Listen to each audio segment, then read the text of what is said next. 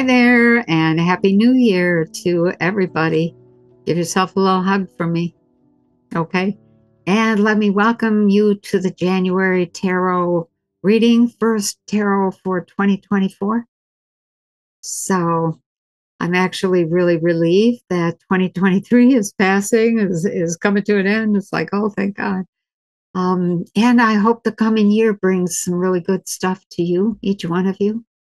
Also, I hope that you'll feel that you can bring more of your real self forward, put that real self into action in a way that warms you, warms your heart, warms your mind, warms your body all the way to your toes, to the depths of your soul. So the questions. The questions I asked for this month came out of watching the drama going on around us and the conversations heard in so many directions. My concern for many years has been the need for Americans to mature, to get smart, to get savvy, and real around the subject of sex. So that formed my first question. The basis for my second question came from Mauro Biglino's work, his translation of the Bible. That translation of the Bible has shown that there is no reference at all to the kind of all-knowing, all-seeing, all-powerful, transcendent, spiritual God that has been taught by Christian religions for 2,000 years. Biglino's work has revealed that the early Hebrews were dealing with flesh and blood beings called the Elohim. The Elohim tweaked our DNA to produce modern humans, and they used science and technology that was far, far advanced, beyond our capabilities at that time, and even to a great extent this time. So as news of Biglino's work has spread, I have been concerned about the potential global effect of pulling the rug out from under the religious structures and beliefs that so many grew up believing in, leaning on, and using to feel good about themselves and about their life and how they were living. So that was my second question. And then since it's a new year, I thought I would ask something generic about what was coming our way. And that became the basis for a third question, which then ended up bringing out a rather surprising point of view.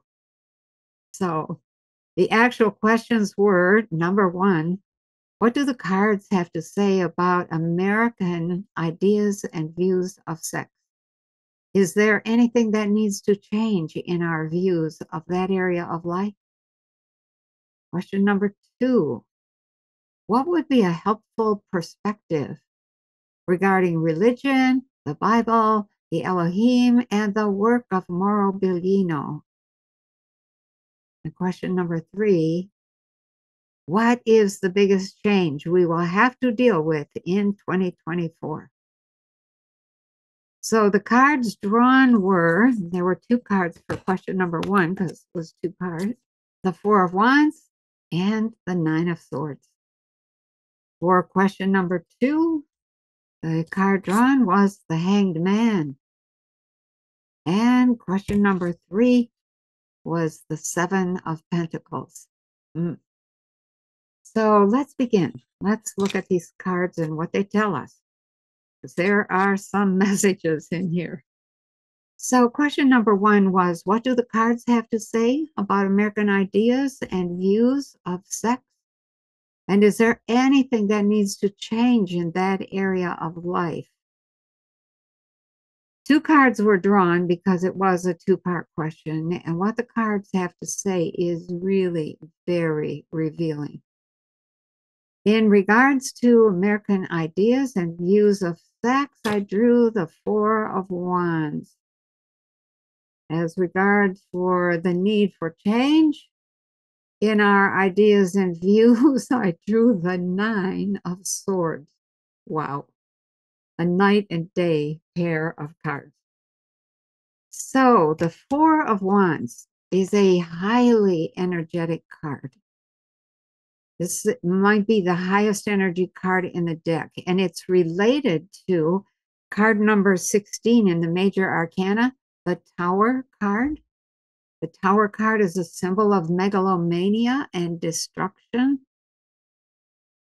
So these are the two highest energy cards in the entire deck. So a lot of energy around sex, a lot of passion, a lot of silliness. So at first glance, the Four of Wands shows what looks like a celebration of life. And this card is often used to represent the happy home. The happy home where people are living it up, they're comfortable, etc. The wands have a garland of flowers and fruit hung between two of them, while the other two are just standing there. And there's a very large castle, the largest castle in the entire tarot deck, in the center of the card. But it does not have any door or entryway into the castle. There are two figures waving bouquets in the lower center of the card.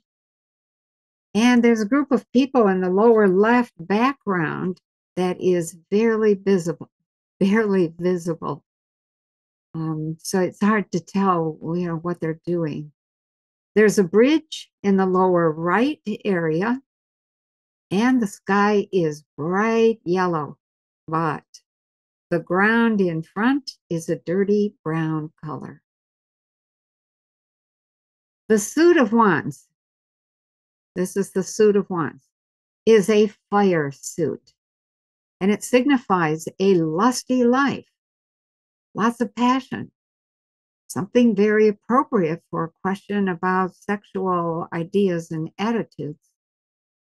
However, there are a number of warnings, or perhaps we should say cracks in the veneer of that lusty life. First, no other card shows the people so tiny and insignificant, the wands so big, or the fine double line in front of the two people waving bouquets. The double line represents a double standard and a threshold that cannot be crossed without running into trouble. Okay, rules. The fact that the people are so tiny indicates that their ideas, views, and needs are not given nearly as much importance as the views and ideas and the rules surrounding the topic of sex. And this indicates a disconnect in society for it's people that are the key to a good society. In contrast to the ideas and views of the people who are very tiny, the wands are huge.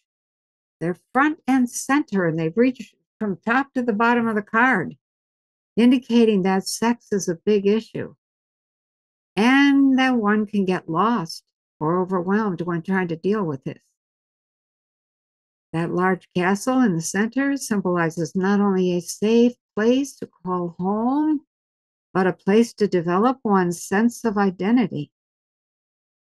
The fact that there's no door or entryway into the castle indicates that efforts to find a sexual partner and establish a happy home can lead to loss of identity if you abandon who you truly are in order to attract a partner.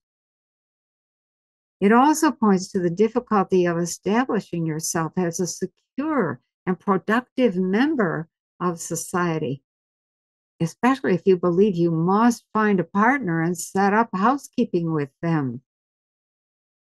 The warning is that failure to set up the happy home could lead to the feeling of being left out, like the group in the lower left corner that's outside the castle, where it's not clear whether they are partying or fighting or struggling with one another or what. Then the two figures in the center of the card are waving bouquets, but again, it's not clear whether they are inviting others to a celebration or maybe waving goodbye or just partying all the time, as if sex was the be all and end all purpose of living. However, let's make note of the bridge in the lower right corner and the two unconnected wands. These symbols represent something much deeper, something hidden. They suggest that sexual experience is meant to be a bridge to something else, something besides the happy home.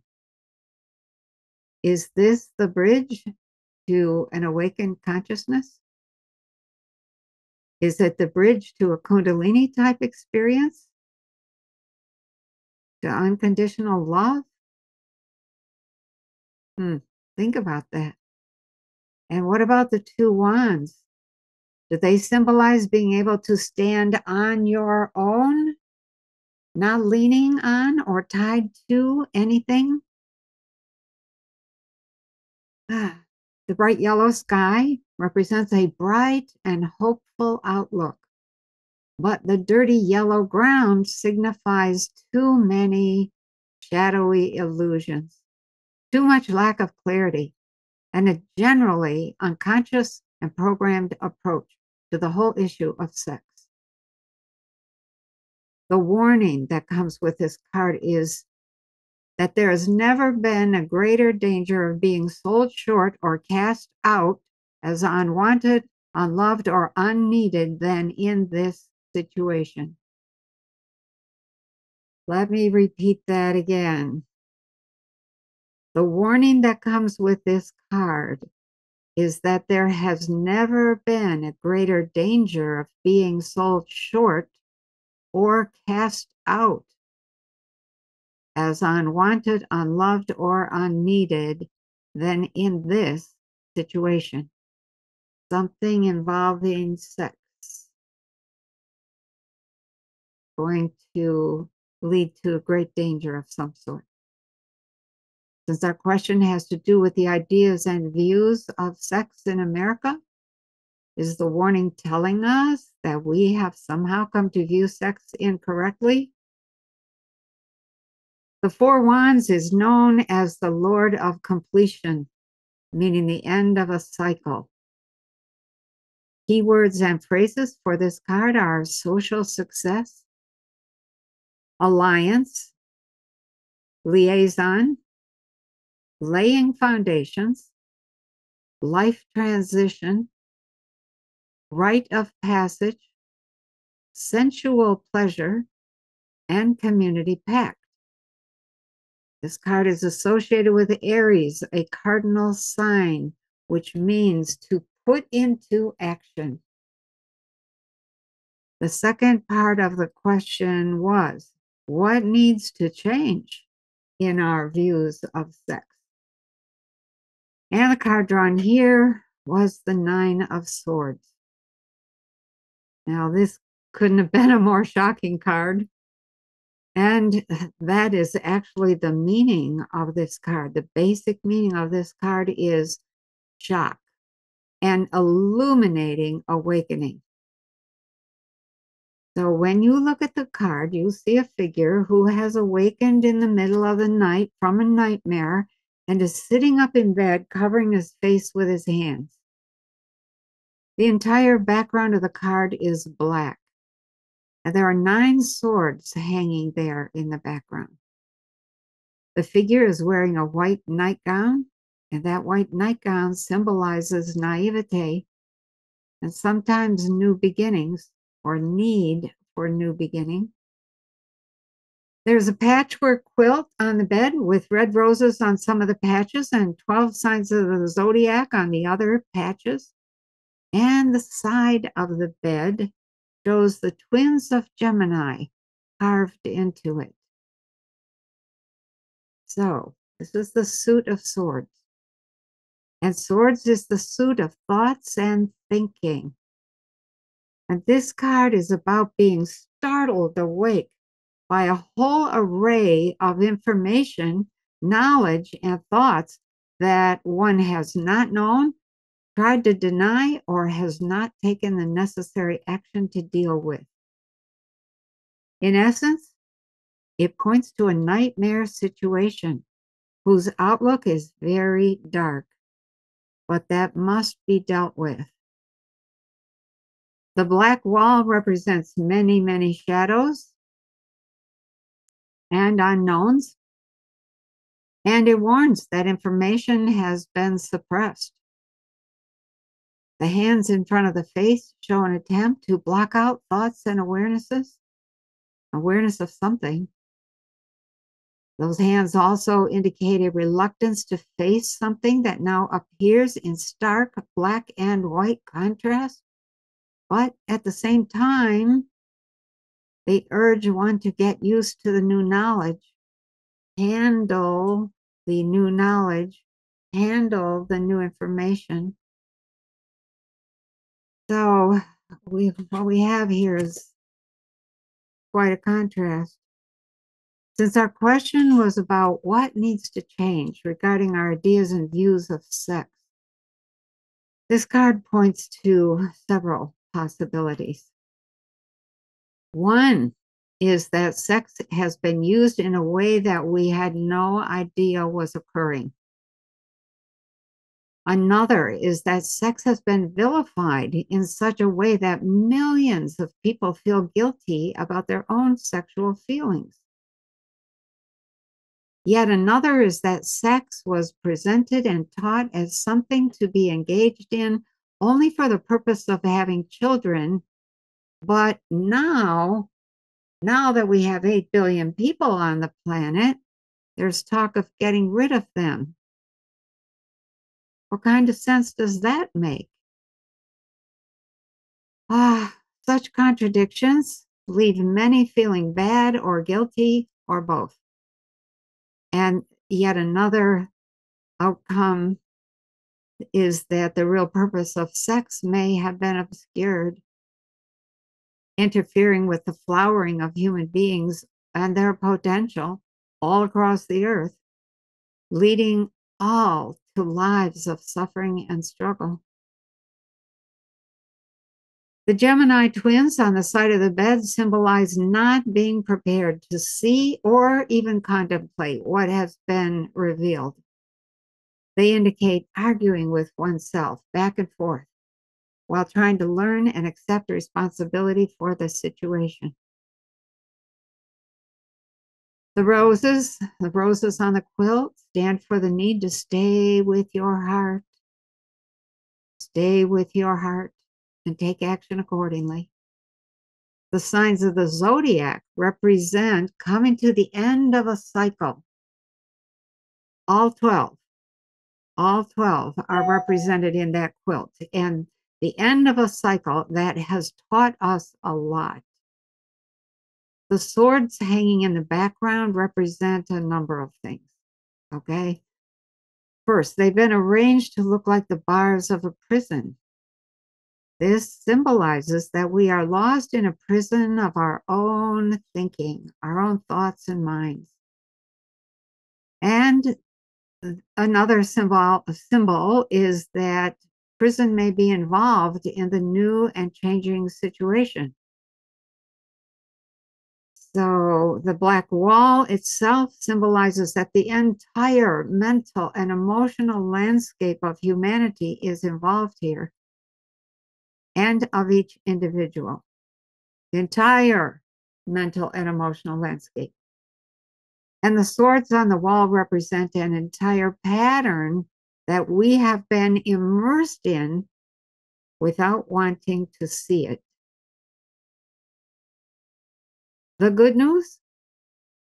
of this card is that a completely new network of insights and landscape of thinking is going to come to the foreground. Part of the message of this card is take time to survey the whole landscape you have been awakened to and accept the fact that from that point forward, everything will appear in a new light. We're going to become awakened to something that changes everything.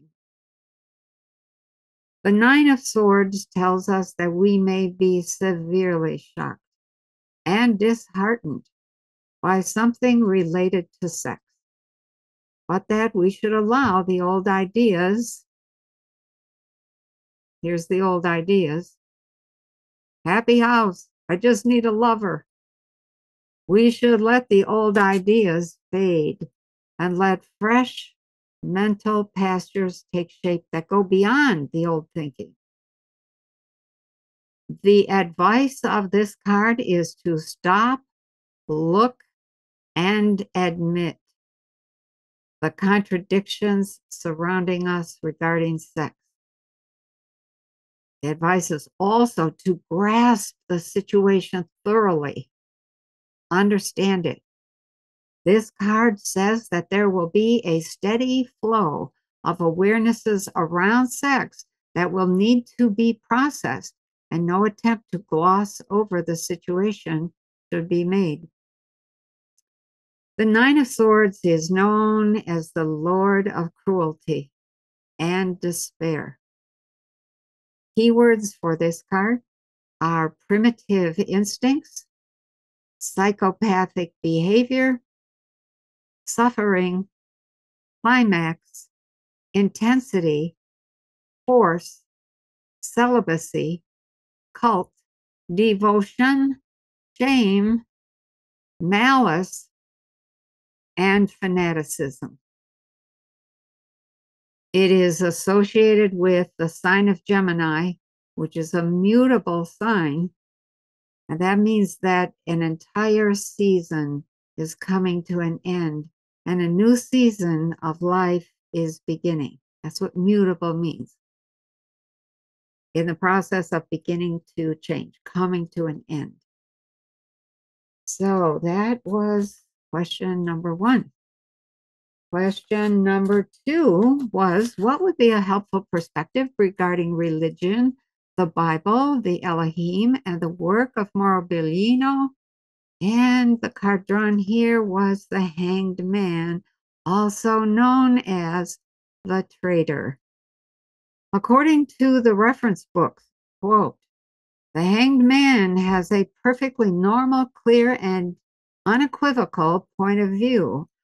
Only his point of reference is not the earth. End quote. I found this to be a rather interesting start to the analysis of the Hanged Man, given that Biglino's work hints heavily at the presence of people from elsewhere in the cosmos who were managing the early Hebrews. So, our question is focused on religion and the Bible, and the Hanged Man believes in what he depends on, and he depends on what he believes, which is circular thinking.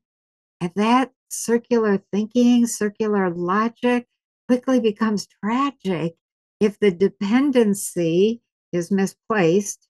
He depends on what he believes, or the thinking is incorrect. What he thinks about those beliefs is not correct. So the whole thought process then collapses. It collapses into superstition. And the advice of this card is that you must examine your beliefs. What exactly are we depending on in terms of religion and the Bible? Do we really need to see ourselves as defective? As in original sin? Do we really need to be saved? So when you look closely at this card, you see a figure hanging upside down by his right foot from a tall cross. The left foot is tucked behind his right knee, forming the number 4, but that number 4 is also upside down. He's wearing a blue tunic, some red tights or red leggings, and some yellow shoes. There is a bright halo around his head. Some greenery hangs from each side of the cross, and the entire background is gray. And what's quite noticeable is that there's no ground at all to stand or walk on in this card. So the Hanged Man represents the reversal of an accepted view. The reversal of an accepted view of religion, of the Bible, of the Elohim, of ETs. The reversal often includes the feeling of having been betrayed. And that betrayal is often felt on both sides.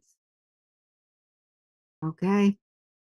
This card asks us to stop and take a very deep look at our beliefs and the assumptions these beliefs have been based on. It even advises turning the world upside down if necessary.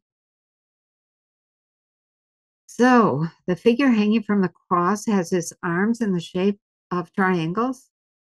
Now, the way his legs are positioned forms what is known as the sign of the cross. Something like this. Together, the triangle and the cross represent alchemy and transformation. Hanging upside down also has long been used to train magicians and shamans. This points to a process of getting smart, expanding consciousness, and developing the skills and insights of a shaman who cannot be fooled or lied to anymore because he sees and knows the truth. That says a lot. The tall cross, I've mentioned it before, is a cross that, that where the cross member is the top. It isn't like this kind of a cross. Okay. So a tall cross symbolizes seeking truth after having reached a dead end. In other words, the pole holding the whole cross member can't go any further. Reached a dead end. It's a T. It has to go in one direction or the other. So it has reached a dead end. The top cross also symbolizes seeking truth after having reached a dead end. Have organized religions reached a dead end and can go no further? The kind of wonderful realization that a dead end forces is known as a crowning conclusion. And that is something that is often seen as bringing joy, relief, and a magnificent landscape of understanding. After having wandered around, maybe for years, maybe for decades, in a surreal landscape of illusions. This is backed up by the halo around the head of the figure. Okay, that magnificent understanding is backed up by that halo, and it symbolizes having reached an enlightened state, a state of understanding. What's going on here? So the right side of the body is known as the masculine logical action side. The left side of the body is known as the feminine intuitive feeling side. The figure is hanging by his right foot, symbolizing the need to recognize that our over-dependency on logical action has led to turning the world upside down and not being able to go any further with that logic, being hung up on that logic. There's nothing wrong with logic or logical action, unless There is no balance of intuition and feeling. So it calls for balance. The number 4 symbolizes stability and security, but it too is upside down. When combined with the upside down figure and the left foot representing intuition and feeling being tucked behind the right leg, the warning is that we will have difficulty establishing stability and security if we don't bring that foot forward and use intuition to avoid the snares of those who want to deceive us. The main message of the Hanged Man is the need to turn ourselves, our beliefs, and our values upside down and regularly subject them to a very vigorous scrutiny.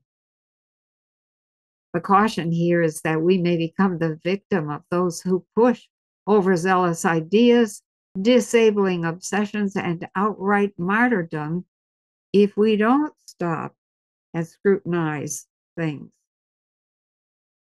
The blue of the tunic, he's wearing a blue tunic, represents the need for clarity. The red leggings call for passionate examination of the beliefs we have depended on. And the yellow shoes call for a bright, new, intellectual awakening to truth. The fact that there's no ground in this picture hints that what we have believed about religion and the Bible has no ground to stand on. It is not grounded in the reality we are living in. The Hanged Man is a pattern breaker and a personal growth symbol. This is backed up by that gray background. That gray background calls for detachment from ego and from repetitive patterns that restrict our growth and evolution. Have religion and the Bible restricted our growth and evolution? This card also comes up when a limiting pattern needs to be broken. We are being asked to trust that there are deeper aspects to ourselves, even if we cannot see those aspects yet. This card is connected to Neptune, Pisces, and the 12th house of confinement and undoing. Keywords and phrases for the Hanged Man are discernment, new perspective, shame, betrayal, trials, limitations, deception, sacrifice, reversal, selfishness, body politic, victimhood, and suspended animation. So I'll close this section by saying I was looking for a helpful perspective regarding religion, the Bible, the Elohim, and the work of Mauro Biglino when I drew this card. So perhaps the most helpful thing that can be said about the Hanged Man is that we should prepare for a reversal of information that turns our world upside down. And although this might be stressful in the beginning, the promise of the Hanged Man is that magnificent landscape of understanding that follows. Okay, so let's move on to our last question, question number 3. What is the biggest change we will have to deal with in 2024? This was such a general, wide open question when I wrote it down that I almost decided to just skip it and end the tarot session right there. Of course, I didn't. And when I saw the Seven of Pentacles, I burst out laughing. The problem that goes with this card is everything has lost its meaning. Is this worth it? Wow. Couldn't be a more perfect answer to what are we going to have to face? Biggest change. So this card shows a man leaning on a hoe as if taking a break from some gardening work. He's gazing thoughtfully at a bush or perhaps a fruit tree that he has been cultivating. And the look on his face is one that suggests he is taking stock of the situation and asking himself if the effort is worth the work he's putting in because the work has suddenly lost its meaning and he's looking for new meanings. The bush over on the left side of the card has 6 pentacles hung on it, and there's a 7th pentacle sitting at his feet. The 7th pentacle symbolizes the decision that must be made regarding whether or not to keep doing things the way they have been done in the past. The 7th pentacle poses the question, should I just add this one to my current projects and do like I've done with all the rest? Or should I start something new? Since our question is about the biggest change we will have to deal with in 2024, this indicates that we are pausing to look at the whole reality, feeling that everything has lost its meaning, and asking ourselves if it's worth it to try to continue the old ways, or would it be better to start something new? That's a big question. The figure on this card fills quite a bit of the card, indicating that each individual may be dealing with some form of assessment of personal lifestyle, work, beliefs, relationships, etc. The figure is wearing a brown tunic, and brown symbolizes the world of business, corporations, businesses, all that kind of thing. And this is likely where a great deal of the reassessments will be needed. Our figure is wearing a blue undershirt and blue leggings, and they're very bright blue. And blue is the color that calls for clarity and the true spirit of the self. So the advice that comes with the 7 of Pentacles is base your assessments of what is or is not worth doing on your ability to achieve useful results that are rooted in common sense. Let me say that again. It's probably one of the most important statements in response to this question. The 7 of Pentacles advice is to base your assessments of what is or is not worth doing on your ability to achieve useful results that are rooted in common sense. The hoe, he's leaning on a hoe, and that hoe represents the need for personal inner work that removes weeds. Weeds are the symbol of old and useless ideas and habits. Stirs and loosens the soil, stirs and loosens the ground of being in order to allow water, which are emotions, and fresh air, which is fresh thought, to move through that soil into the root zone to nourish growth. The hoe says that we have the tools we need to decide what is important and what we would like to cultivate. It also represents a beautiful coordination between food, clothing, shelter, health, activity, the needs of others, creativity, problem solving, financial needs, and many, many other challenges. We can decide. And the hoe is a simple tool. Just make a decision. Live with it, try it, change it if it doesn't work. If you look closely at his feet, the figure is wearing boots. Boots are the symbol of heavy work. The boots are of two different colors. This points to the need to assess what's going on around you from the point of view of others. That's one boot in one color. But then to put on the other boot or shoe and assess the personal significance of what you are experiencing. So, both points of view. What do we need here? This requires identifying problems, noting what you can live with and what annoys you beyond your tolerance, how others see things, what you would like to do, and what you can realistically do.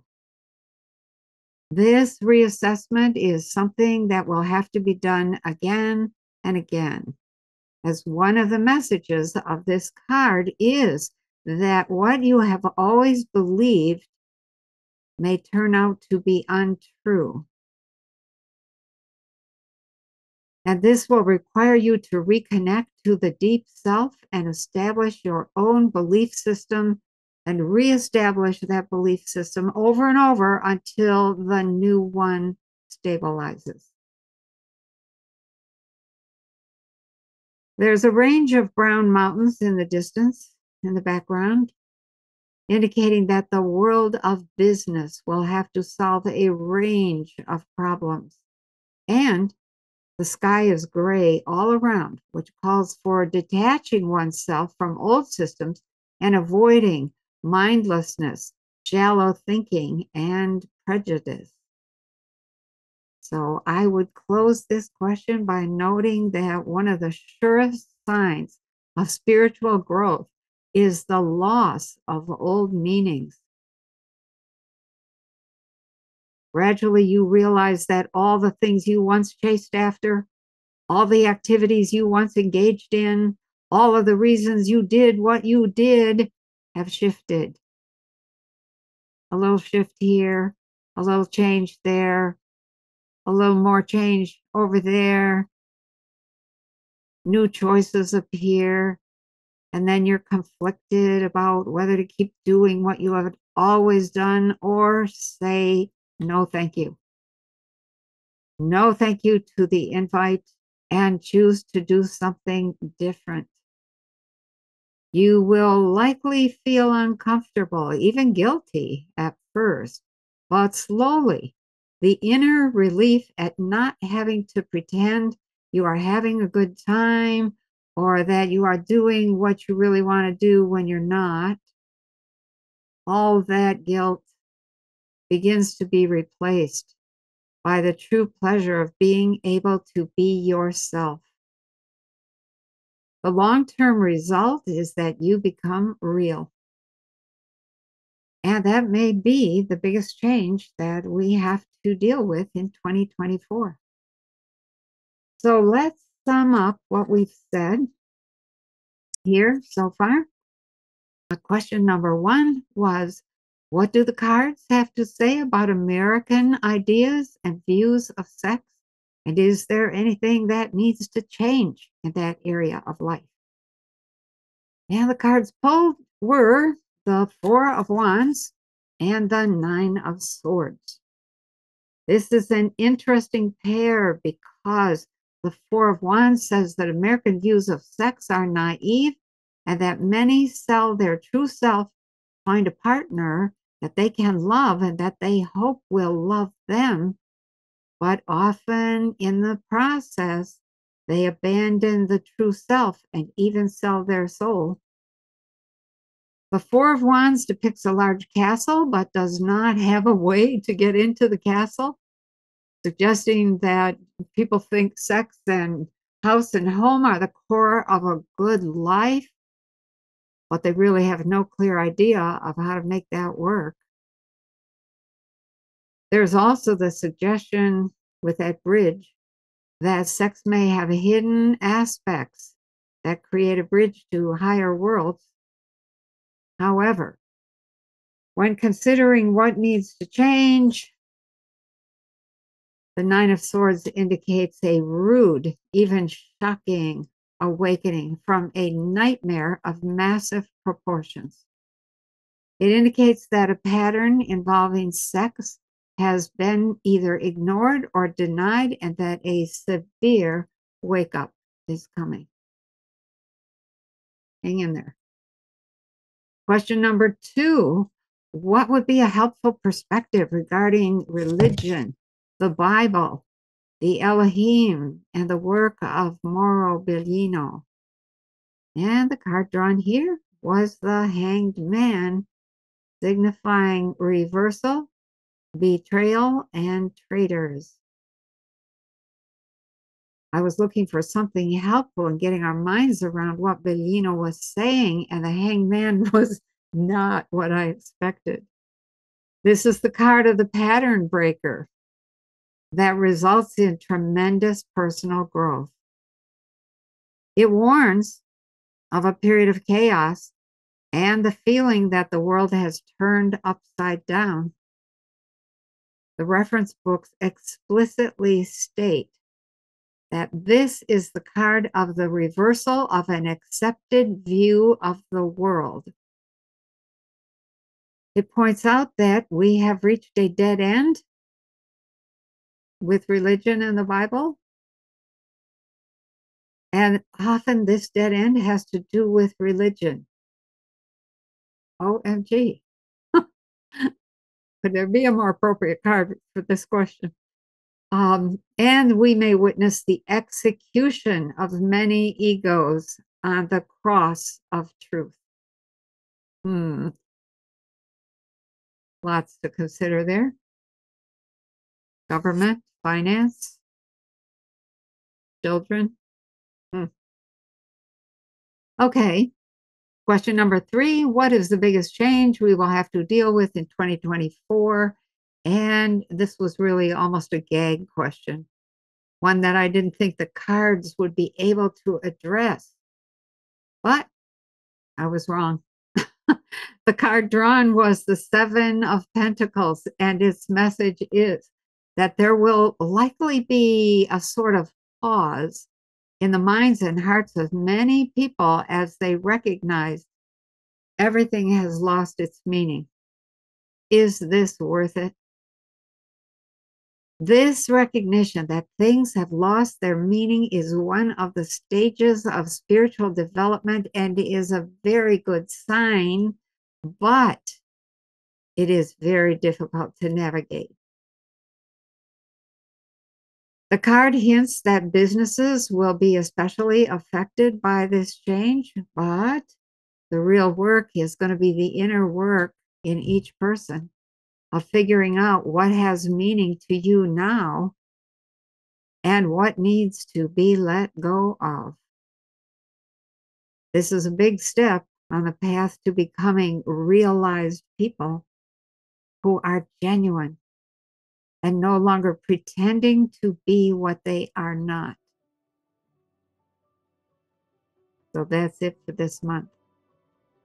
I hope you found some nuggets in there to add to your stores of golden wisdom, and thank you so much for listening.